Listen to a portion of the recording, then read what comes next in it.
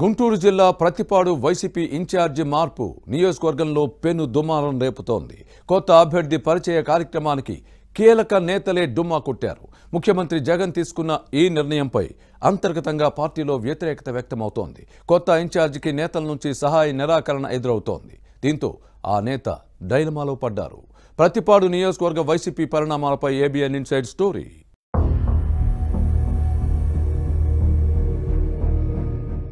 గుంటూరు జిల్లాలో పార్టీ ఇన్ఛార్జీల మార్పు వైసీపీలో ప్రకంపనలు సృష్టిస్తోంది. ఎన్నికల్లో ఓటమి భయంతో ఇలా చేశారు అంటూ సొంత పార్టీ నేతలే పెదవి విరుస్తున్నారు.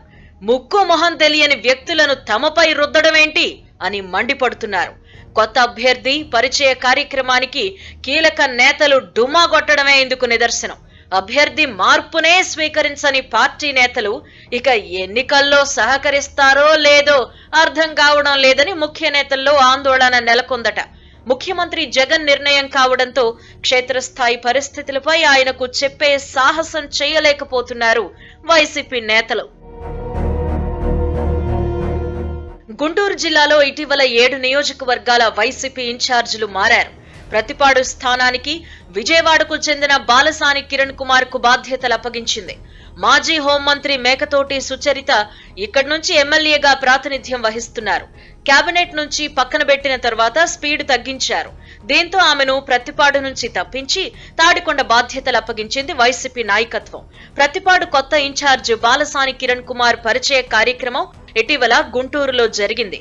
ఎమ్మెల్యే సుచరిత సహా కీలక నేతలు దీనికి డుమ్మా కొట్టడం హాట్ టాపిక్ గా మారింది. ఈ పరిణామంతో కొత్త ఇన్ఛార్జ్ షాక్ కి గురయ్యారు. పార్టీ జిల్లా అధ్యక్షుడు డొక్కా మాణిక్య వరప్రసాద్ కూడా గైర్హాజరవడంపై ఆందోళన వ్యక్తం చేశారు. గతంలో ప్రతిపాడు నుంచి పోటీ చేసిన ఈ నేతకు నియోజకవర్గంపై అవగాహన ఉంది. ప్రతిపాడు ఎమ్మెల్యే సుచరిత దగ్గరుండి పార్టీ నేతలను పరిచయం చేయాల్సి ఉన్నా అలా చేయకపోవడంపై బాలసాని ఆందోళన వ్యక్తం చేశారు. ప్రభుత్వంపై ఉన్న వ్యతిరేకతతోనే కీలక నేతలు డుమ్మా కొట్టారు అన్న ప్రచారం జరుగుతోంది. కొత్త ఇన్ఛార్జ్ పరిచయ కార్యక్రమానికి జిల్లా అధ్యక్షుడితో పాటు ప్రస్తుత ఎమ్మెల్యే రాకపోవడం చర్చనీయాంశంగా మారింది. అలాగే రాష్ట్ర స్థాయిలో కీలక పదవుల్లో ఉన్న నేతలు సైతం డుమ్మా కొట్టారు. ఇక ఎంపీపీలు, జెడ్పీటీసీలు కూడా రాకపోవడంతో బాలసాని కిరణ్ కుమార్ ను అయోమయంలో పడేసిందట. ఈ పరిస్థితుల్లో కొత్త ఇన్ఛార్జ్ ఎలా నెట్టుకొస్తారనేది ప్రశ్నార్థకంగా మారింది. ఓవైపు టీడీపీ ఇన్ఛార్జ్ రామాంజనేయులు నియోజకవర్గంలో దూసుకుపోతుంటే మరోవైపు వైసీపీ ఇన్ఛార్జికి సొంత పార్టీ నేతలే సహాయ నిరాకరణ చేస్తున్నారు. ఇలాంటి పరిస్థితుల్లో ఇక నియోజకవర్గ ప్రజలు ఎలా రిసీవ్ చేసుకుంటారు అనే చర్చ సాగుతోంది. మేకతోటి సుచరిత ప్రతిపాడు నియోజకవర్గం నుంచి 4 సార్లు పోటీ చేసి 3 సార్లు గెలుపొందారు. అలాంటి నేతను ఇన్ఛార్జ్ బాధ్యతల నుంచి తప్పించడాన్ని స్థానిక నేతలు జీర్ణించుకోలేకపోతున్నారట.